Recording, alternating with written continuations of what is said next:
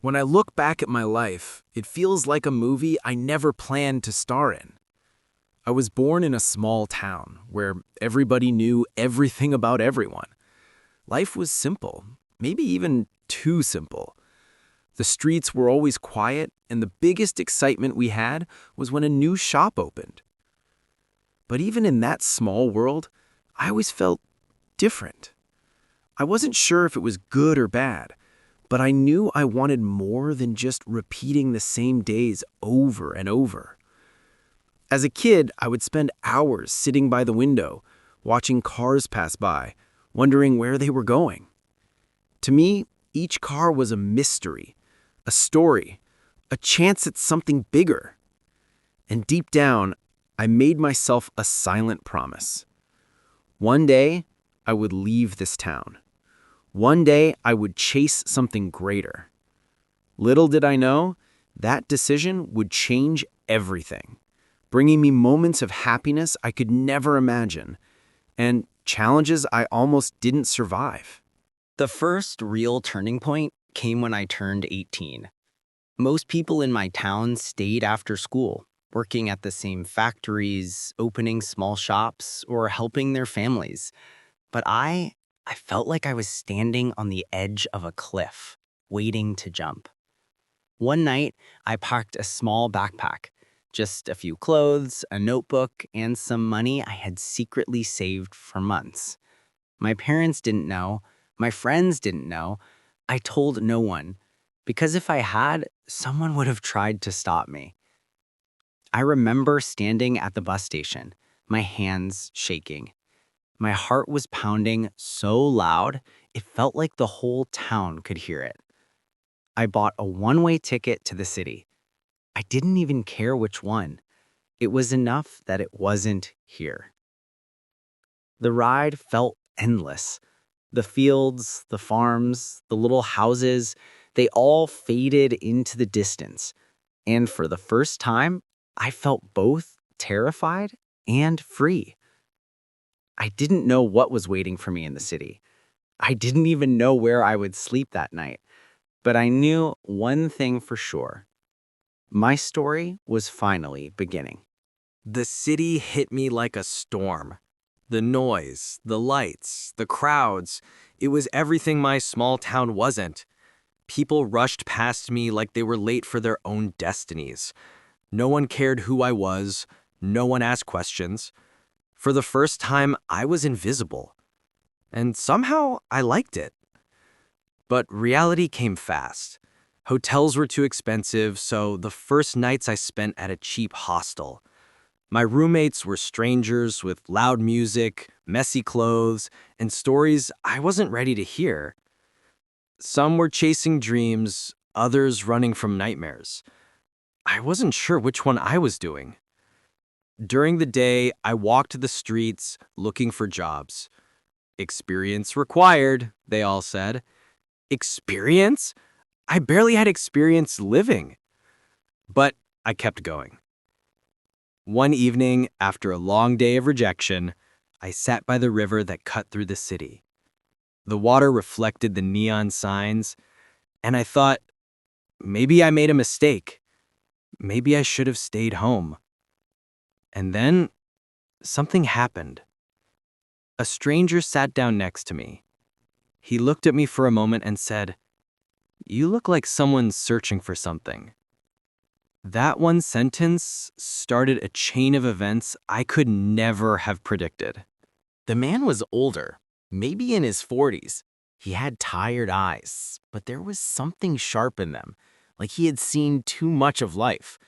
At first, I didn't want to talk, but he kept speaking. "You know," he said, "the city eats people like you alive, dreamers. You come here with hope, and the city takes it from you." I laughed nervously, pretending I wasn't scared. "So, what should I do then?" He smiled, not kindly, but knowingly. "You fight back, you learn fast, and you never show this city you're afraid." Before leaving, he pulled something out of his pocket, a business card. "Go there tomorrow. Tell them Victor sent you." And just like that, he walked away, disappearing into the night crowd. I looked at the card. It had no company name, just an address and a phone number. Was this fate? A scam? A chance? I didn't know, but I knew I couldn't ignore it. The next morning, with my last bit of courage, I decided to follow the address. What I found there was the beginning of a whole new chapter of my life. The address led me to a narrow street hidden between tall buildings, the kind of place you'd miss if you weren't looking for it. At the end of the street was an old metal door with peeling paint. No signs, no windows, just that door. For a moment, I thought about turning back, but something inside me said, if you walk away now, you'll never forgive yourself. I knocked. Nothing. I tried again. This time, the door creaked open. A man with tattoos covering his arms looked me up and down. You lost? He asked. I hesitated, then held out the card. Victor sent me. The man's eyes narrowed, but he stepped aside. Come in. Inside, the air was heavy with smoke and the sound of voices. It wasn't an office. It wasn't a shop. It was something else. Men and women sat around tables, talking, dealing, exchanging things I didn't recognize. There was money, cards, and whispers of business that didn't sound exactly legal. I felt my stomach twist. What did I walk into? And then, at the far end of the room, someone waved at me. Ah, the kid Victor told me about. Come here. The man who called me over was different from the rest. He wore a clean suit, his hair slicked back, and his smile was sharp, almost too perfect. Sit, he said, pointing to the chair across from him.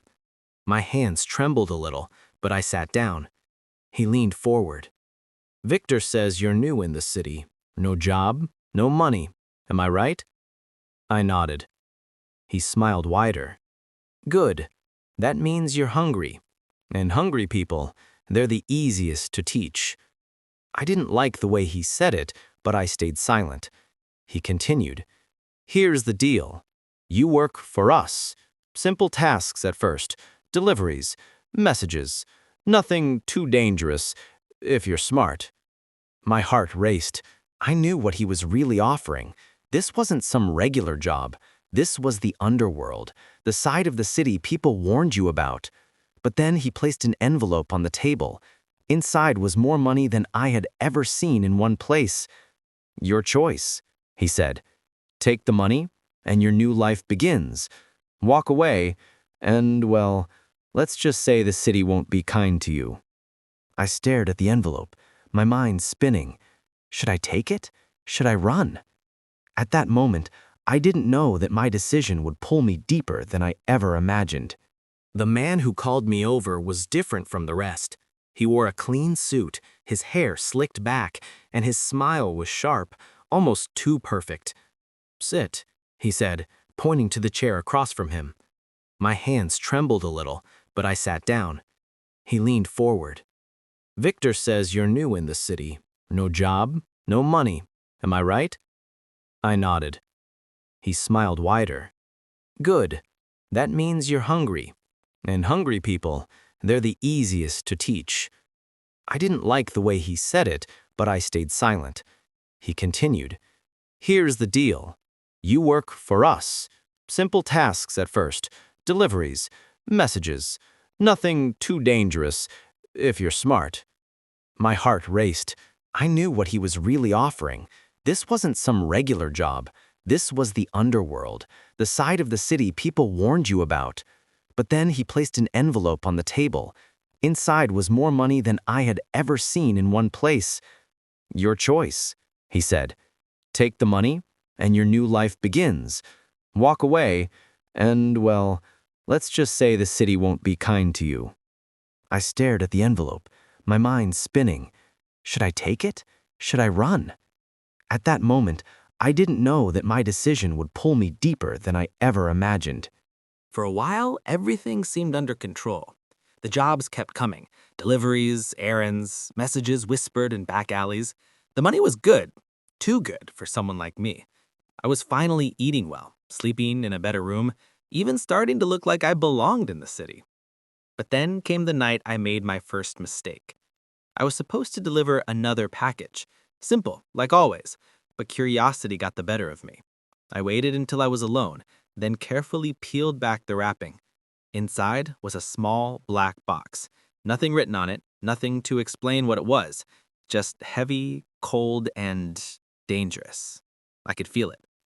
I put it back exactly how I found it, but it didn't matter. When I delivered it, the man on the other side looked me straight in the eyes and said, "You opened it, didn't you?" My blood turned to ice. I didn't, I stammered. He leaned closer, his breath sour and sharp. "You're lucky you're new, but don't ever do it again. Next time, you disappear." That night, I realized something important. The city wasn't just giving me money, it was testing me, watching me. And the moment I slipped too far, it would swallow me whole. After that night, I became more careful, but the fear never left me. Every knock on my door, every glance from a stranger, I wondered if it was the end. Weeks passed, and the jobs grew heavier. No more simple deliveries. Now it was collections, showing up at doors, demanding money. Sometimes people paid, sometimes they didn't. And when they didn't, I had to stand there while things got ugly. I told myself I wasn't the one hurting anyone. I was just there. But deep down, I knew I was part of it. Each day, I felt a piece of myself slipping away. Then came the night that broke me. We were sent to a small apartment. Inside was a man with tired eyes, a family photo on the wall. He owed money, too much money. He begged, said he just needed more time. But my partner didn't listen. The room exploded into chaos. Shouting, breaking furniture, fists flying. I stood frozen, watching it all. The man's little daughter peeked out from a bedroom door, her eyes wide with fear. And in that moment, I saw myself, a kid watching life fall apart, powerless to stop it. Something inside me snapped. I couldn't do this anymore. I didn't care about the money, the threats, the so-called new life. I had to get out. But walking away from the city's underworld was never that simple. The night after that job, I packed my things again. Just like the day I left my hometown, only this time I wasn't chasing a dream. I was running for my life. I knew they wouldn't let me go easily. People who tried to leave usually disappeared, and not in a clean way. Still, I couldn't stay. Every dollar I earned felt like blood on my hands. I moved carefully. No goodbyes, no explanations, just silence. At dawn, I slipped out of the hostel and walked straight to the train station. My heart was pounding, every step heavier than the last. I kept expecting someone to grab me, to drag me back. When the train finally pulled away, I stared out the window as the city shrunk into the distance. My chest was tight, but for the first time in months, I could breathe. I didn't know where I was going. I had no plan, no guarantees, just a backpack and a burning need to start over. And maybe that's the lesson life was trying to teach me all along. You can run from your past, but you can't erase it. You can only carry it, learn from it, and hope it makes you stronger. My story didn't end in that city. In fact, it was only the beginning. Because sometimes the most important journey isn't about where you go, it's about who you decide to become.